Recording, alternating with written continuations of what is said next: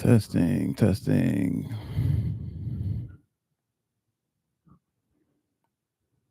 All right.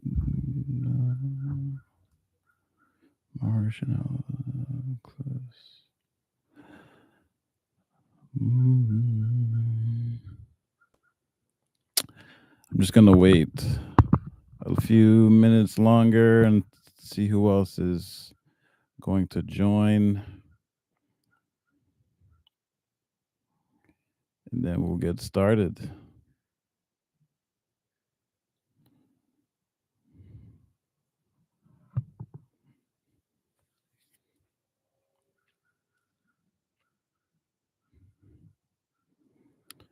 All right. I'm gonna go ahead and share my screen, and then we'll get started. So I can keep it within 30 to 45 minutes.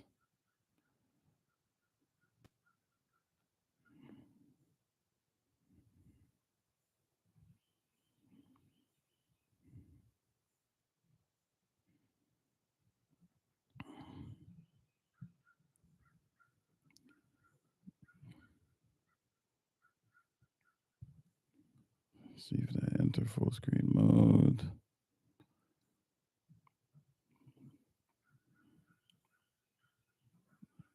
Share this tab.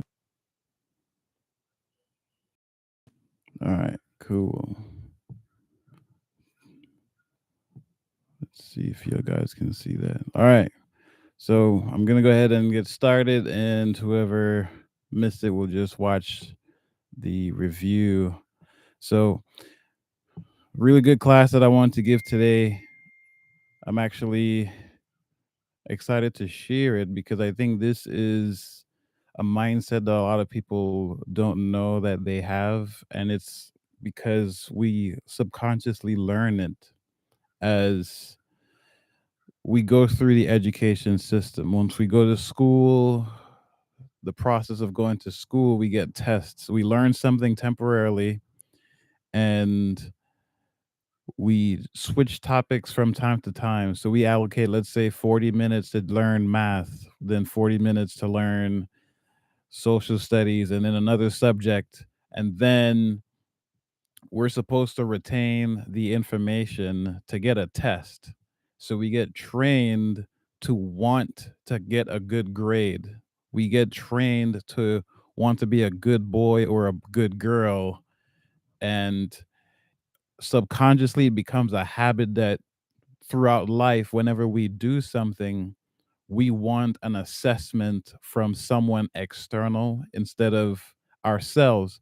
So even if you might be satisfied with something that you've done, you want the validation of someone else, someone external, so that you can feel good or confirm that you should be happy about what you did. But a good question to ask is, what if the person that you are trying to impress is someone who is not knowledgeable in the things that you want to be knowledgeable in, or they don't care about the passions that you have?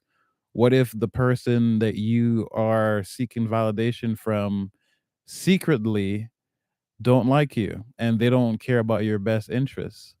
You see, if you put your validation or your confirmation of what's good or not good in someone else, it's really easy for them to lead you astray, especially if you don't have the ability to discern between people that actually have your best interests or people who are pretending to have your best interests at heart. So once we get trained in doing this, because we have to understand that in the school system, we have preschool and then we go from kindergarten all the way to high school, where we are trained to get good grades. We are trained to do things to get validations from our teachers, our parents, and not necessarily ourselves. So after doing that over a period of time, we start to develop beliefs subconsciously in order to satisfy people. And if you are a person that understands, well, I'm going to do something in a way that my teacher will like it, even though you are not too happy about how it's done. What you've just done was denied yourself. You have neglected your opinion because you subconsciously believe that someone else's opinion about something you did is more important than yours. So think about that with mindset. How we do one thing is how we do everything. So what once started as school assignments and getting good grades, now it's everything. When I do anything, I want validation from my spouse or from my parents or from my children. And it's because the muscle of you being happy with the work that you've done on your own doesn't exist. It's been beaten out of you. So a lot of us tend to lean towards cheating. If I'm taking a standardized test, it doesn't matter to you.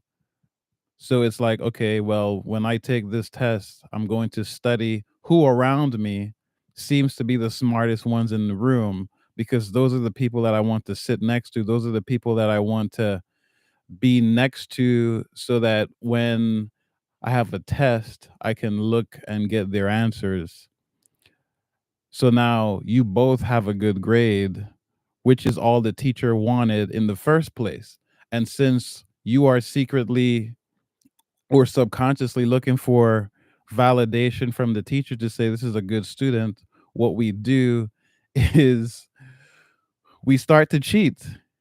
We start to say, okay, well, who is doing well? Who does the teacher like? And let me follow, let me model what this person is doing so that I can do it too. And we start to do that once we get out of the school system. So whether it's a job that we work at, whether it's a passion that you may have, instead of going with your natural instinct, you don't have a natural instinct because it's been beaten out of you for the last 18, 20 years of being in school. So if you decide you want to invest in something, I'm just using as an example, instead of investing in a way that you want, you will look at other people that may seem successful, just like how you are looking at for the smartest person in your classroom, and then you model what that person is trying to do. And it's almost like when you sit next to someone, which this is a personal example. When I was in school, I was really good at math.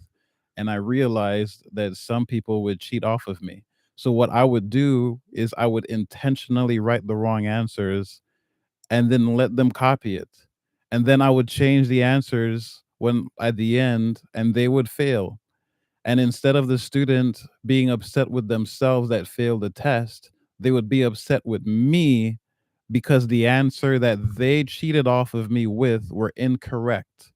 And I need people to sit and think about that for a second.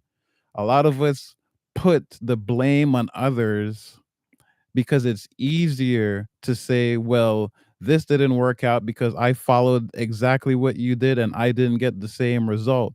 And it's because subconsciously you have a cheating mindset. And because we are all different types of people, what may work for me may not work for you. So sometimes things may work out. I'm not saying that this is a 100% fix, because sometimes if you model someone else, you can get good results. But if we use that as a foundation, if that is a mindset that you use to live your entire life, you have to understand that there is a huge opportunity of someone manipulating you. And at the end of the day, because you don't want to expose yourself for cheating, because that's what we're doing. We just don't call it cheating. We blame someone else, because how dare you expose me for not using my own intellect, for not learning the lessons that I failed to learn when I just tried to copy off of you and you led me astray. So now I'm mad at you for leading me astray because I'm depending on you in order to pass this test. How many tests in our lives are we trying to pass by cheating off of someone else? And I just wanted to leave that question as we go into the class. This window just replaced on the screen. And if you can't see the screen, let me know. All right. Oh, cool. So overview. So the overview for this session, we're going to go over three main points. We're going to identify the cheating mindset, which I've already covered for the most part. We're going to learn how it hinders growth for you. And then we're going to learn how to shift your mindset if you fall under this category, because I'm not judging anyone who is watching this video. It's just something to be aware of, that if you notice that it affects you or you fit that description, you can decide to make a change, or you might identify people in your environment and help them become a better version of themselves. All right. So what is a cheating mindset? Simple definition: relying on copying from others instead of learning. Because we understand we have a fixed mindset versus a growth mindset. Those are two different separate mindset that usually people have.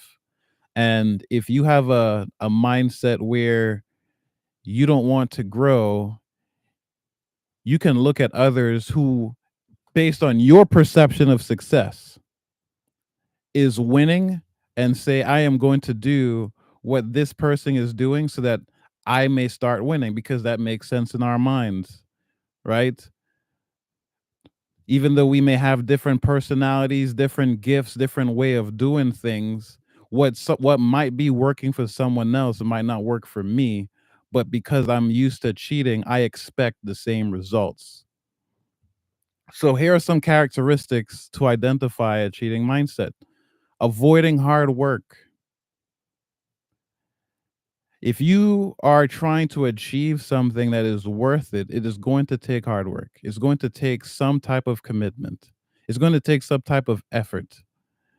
And a lot of time we avoid things that we know needs to be done with other things that may not be important, so that we can feel overwhelmed or to feel busy, to say, well, I have a lot to do and I have to get it done. And at the end of the day, since I got all of this stuff done, I feel accomplished. But the things that you actually needed to do, though probably one or two things that you actually needed to do, you avoided it. You didn't do it. So even if you try to do it, the next step is seeking shortcuts. If you are trying to lose weight, instead of trying to lose weight, it's really easy to find out, well, what's the fastest way for me to lose weight? Do I find some pills? Do I find a diet where I lose weight quickly? Because I don't want to do the hard work of changing my lifestyle, my healthy lifestyle. I don't want to start eating healthy food, eating veggies. I don't want to walk away from the junk food that I eat. So I'm going to look for shortcuts. And the shortcuts may give us temporary solutions. But then, because we have to continue to live our lives, the effects of taking shortcuts starts to show up and manifest in our lives. And instead of accepting the fact that, you know what, I did take a shortcut and knew that at the end of the day, there were some consequences that I'll run into, that when you finally run into those consequences, we blame others and say, well, these pills don't work because I took these pills and the pill said I was supposed to lose 15 pounds in 2 weeks. And I lost the 15 pounds, but then I gained it back. So you start to blame others. You start to blame the things, because now life isn't going your way, because we avoided the hard work of actually changing your lifestyle, living a healthier lifestyle in order to get the thing that you said you wanted to do. So what are the things in our lives, in our careers, in our businesses are we avoiding? It's the hard things that we avoid. And then we try to find shortcuts. Who's doing the thing that I can't do because I don't want to learn how to do it? So let me make it someone else's problem. Because if I can make it someone else's problem and they don't succeed, I can blame them. Because once I blame them, I can avoid being accountable for my actions because now my business is failing because my employees don't know how to do anything. So it's really easy to blame the employees and say that, or the people that you've hired, or maybe the temporary solution that you implemented because you didn't want to do the hard work. And now that consequences is staring in front of your face, we don't want to accept it. And it's because of the cheating mindset. It was hard for us to say, I don't know how to do this. Let me humble myself and learn something new. Maybe hire a mentor where I can become a student and learn the things that I believe are hard, because hard is subjective, and that's why I put it in parentheses. Hard is subjective. What might be hard to me might be hard to you. And it's only because you may have done it more than I have, or you may just have a natural gift where it's easier for you to get done. Maybe it's somewhere under your passion that if I gave you an assignment and you saw it as something that you love to do versus me, who may see it as something hard, you would do a better job.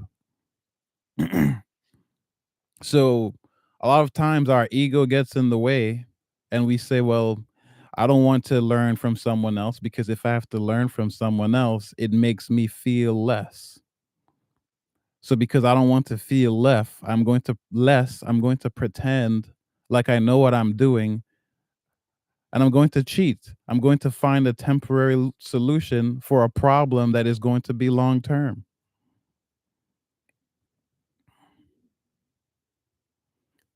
So let's find out why we cheat. Number 1, fear of failure. Fear of failure is one of the biggest fears globally. And because we don't want to be seen as a failure to others, maybe we gave someone our word, maybe we talked a good game and now it's time to show up. We can't. So because we don't want to be seen as less, we start to cheat. Because remember, it's a mindset that we've developed from our childhood. And because we haven't brought any awareness to it, we start to do it with everything else in our lives. So fear of failure is the first reason why we would tend to cheat instead of learning, identifying where I am weak, where what needs to be improved, and become a student to learn how to make it better.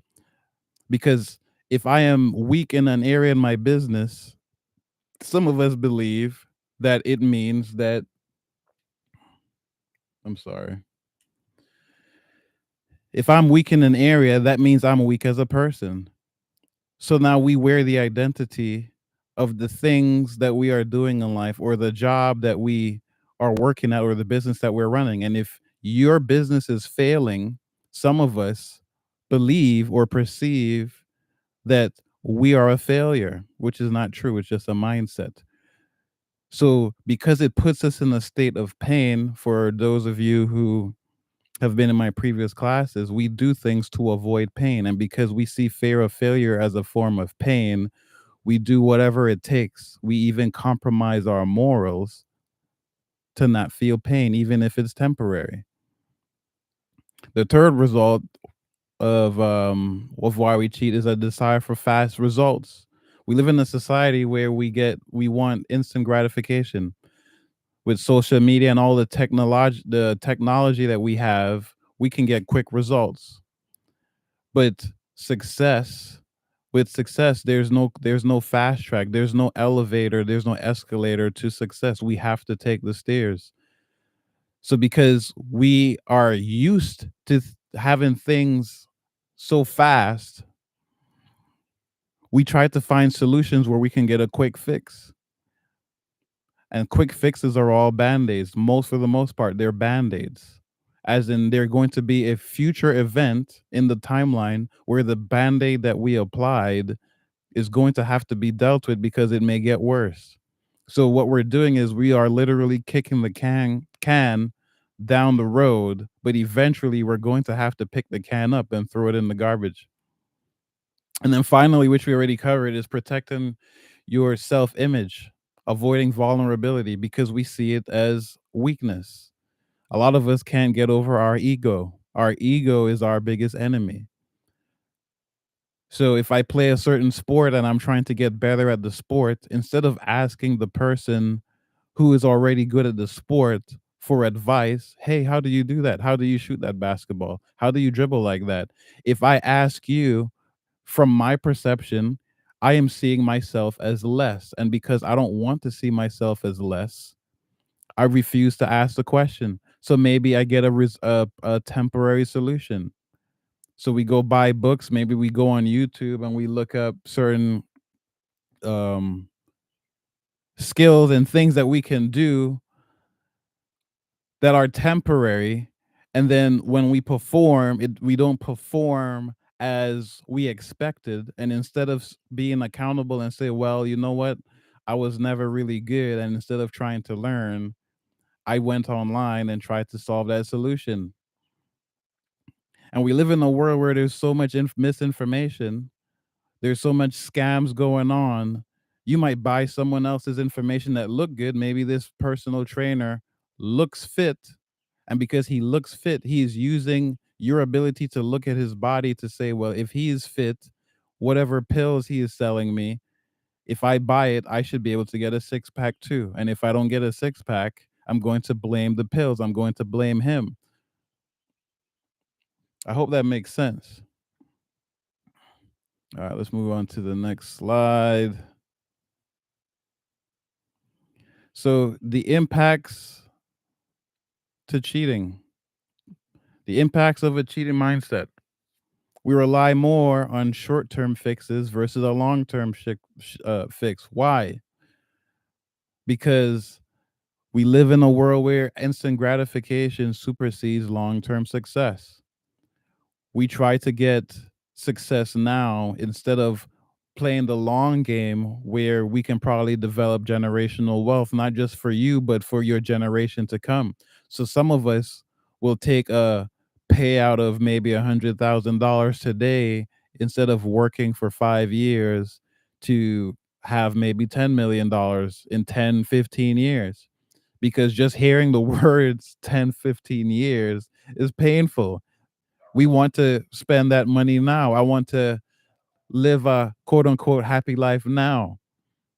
So we look for short term fix. We look for communities where I can learn to make $30,000 in the first 90 days. And we join these programs. We buy these fixes, these short term fixes, because we want to avoid the hard work, the lifestyle that it takes to actually not just manifest the things that we want, but to keep it, right? We want temporary fixes. So now if I join a program and I don't make the 10 to $30,000 in the first month, I'm going to blame the program. So now you go through the cycle of blame and lack of accountability because it's not my fault. It's not my fault that I didn't make all of this money in the this $30,000 in the last 90 days. They were supposed to hold my hand and help me get there, which is really funny. I have a story. I was I was teaching a one-on-one student how to drop ship a few months ago, and she was afraid to make decisions. She would constantly ask me, "What should I do? What would you do?" And my response is, it doesn't really matter. It just depends on how you want to go about it because now we can make a plan to implement. But she refused to make any decisions on her own. And the reason why she didn't want to make any decisions was because she wanted me to tell her what to do step by step so that she doesn't have to think, so that if things does not work out the way she imagined, she can blame me or the program and say it doesn't work. So what she's doing is failing to learn the process. So she never learns the process to begin with, and now it's easy, it's causing her to be frustrated because nothing is happening, because she's not making any decisions, and she's remaining stagnant because she refuses to learn. So now it's easier to blame everyone else for her stagnation because she refuses to actually learn the information so that she can go out there and not just learn how to do sell one piece of equipment, but she might learn the theory and be able to create multiple businesses and have multiple ideas through trial and error. And it's because her goal was for a short term necessary fix. So, recognizing your own pattern. How do you recognize your own pattern? These are some questions that you can ask yourself. Do you often seek quick fixes? Because remember, with mindset, how you do one thing is how you do everything. So if you tend to ask yourself when you do anything and you ask yourself, what's the fastest way to get this done? Do you blame others when things don't work out? Are you currently avoiding something difficult, but it's necessary for you to move to the next level? These are three questions that you can ask yourself that can help you identify if you may have a cheating mindset. And this isn't something bad. We're not judging anyone. It's just a mindset that we subconsciously learned over time. And once we become aware of this mindset, now you have a decision to continue to practice that mindset or create your a different mindset that may empower you. All right, next slide. Overcoming a cheating mindset. So step 1, acknowledging the issue. Because you may not have been aware that it's something that you do. Do you look for quick fixes? Are you the one that would get the diet pill instead of actually eating healthy and work out consistently? Are you the person who probably has a favorite pair of sneakers? I like to talk about this. Maybe a favorite pair of sneakers that it's time to change, but because you don't want to change it, you always fall. And in order to protect yourself, you buy band-aids so that when you fall, you don't get hurt. Because when you think like that, you will continue to purchase band-aids for the rest of your life. When if you were to just change the sneaker, you minimize your opportunity of even falling to begin with. So now thinking about falling is no longer an issue. Step number 2 is taking responsibility. Are you someone that constantly blame others or the situation for your actions when things don't work out? Because instead of asking, why didn't it work for me? If you would ask yourself, what could you have done to learn from this situation so that the next time you do it, you get better? Now you're moving into a better direction. Embrace learning. Can you commit to learning and improving even when it's hard? Because that's the growth mindset versus the fixed mindset. Instead of worrying about looking dumb or being subordinate to someone else who may know something, because we we will never know everything in life. There's always going to be someone that knows something that you don't know. And the fastest way to know it is by humbling ourselves and asking them, seeking for feedback, using feedback as a tool for growth and not as criticism, not taking things personal, asking someone that you trust, how was my presentation? How could I have been better? And then taking the feedback as good criticism instead of bad criticism, because criticism is just a word, but your perception on the word will determine on whether you take it as negative or positive. Because I promise you, some of you saw the word criticism and automatically connected it to negative, and that's a mindset. Finally, practicing patience, and this one used to work. This one relates to me. Understand that real growth takes time and effort. Anything that is worth having is worth time. It's going to be a long process because the payoff at the end of the day, at the end of your journey, is going to be more appreciated because you know the obstacles you went through. You knew the mistakes you've made. You know the relationships that you may have burned or developed. There is so much in that journey on your progress of growing that when you finally get that reward, you appreciate it more.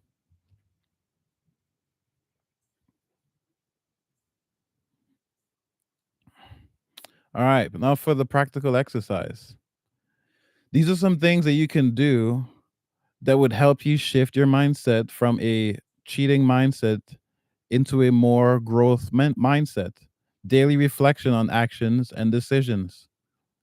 At the end of the day, reflecting on the things that you've done throughout the day, because at one point, there's a book, really good book called The Gap in the Gain. At one point in whatever thing that you are learning or trying to do, you did not know anything. So the mistakes that you may have made trying to learn are gains. Those are wins. So reflecting on the things you learn can be seen in a positive way, because eventually, if you fail enough, you're going to be at a point where you start to see success. Setting realistic learning goals. Sometimes we have unrealistic learning goals. If I say I want to start a business and I want it to generate $10 million in 12 months, it might be unrealistic.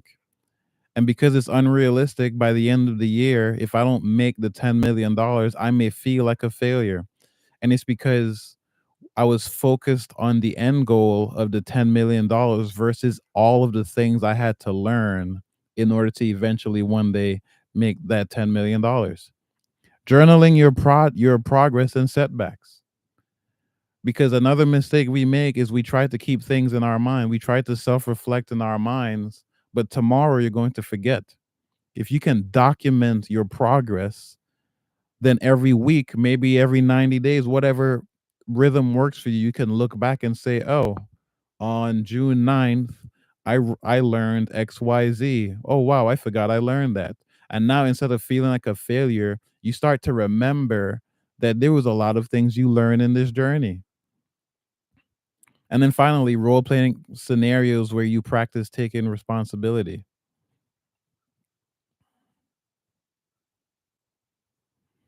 All right, finally, we are at the summary. So, just to recap the key points that we talked about: understanding the cheating mindset, remembering that it's a mindset that we learned as we grew up in the education system, in our environment, constantly comparing ourselves to others for the approval from someone or something external from us.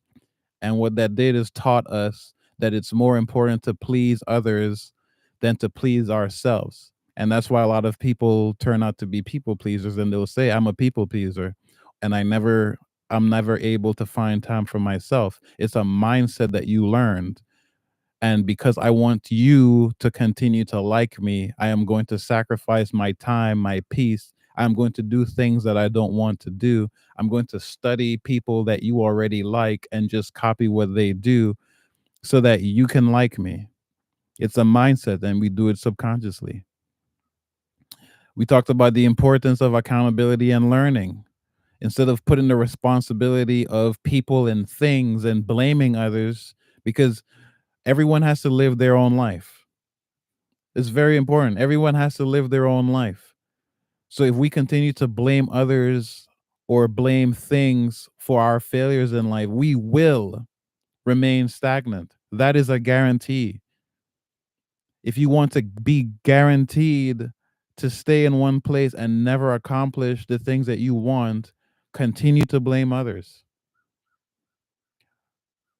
Because how dare them accuse me for not cheating, for not wanting to learn?